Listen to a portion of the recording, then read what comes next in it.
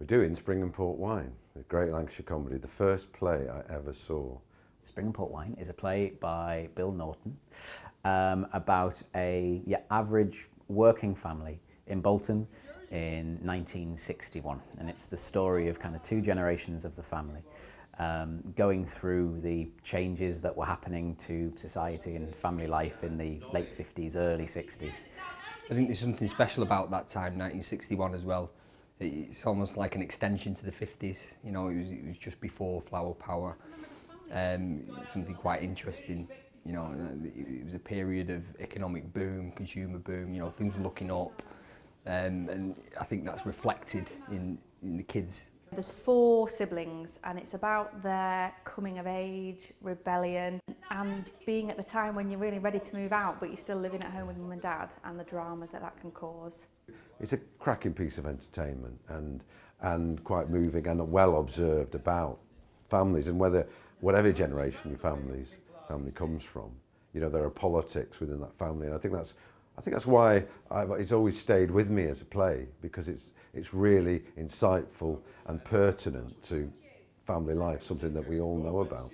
For an audience, you recognise a lot of your own family and your own family's mannerisms and little foibles within it all. So I think that is where the humour is generated from, is the spats and the kind of the conflict between these different family members, or the brothers and sisters and mums and dads. I think we'll all recognise something of themselves in this. I don't know about you, but my mum always says to me, "Oh God, you got it good these days." Back in my day is a very common thing that gets said to me even today. So I think families will be able to relate to it because it's that sort of dynamic. I think there can always be sort of arguments in families and rows, and I think the beauty of the play is that it's sort of a really truthful reflection, I think, of just a northern family. It's a fantastic, proper northern play that's going to go down tremendously well with the proper northern Oldham audiences. Yeah, it's great. It's really good fun. Very funny.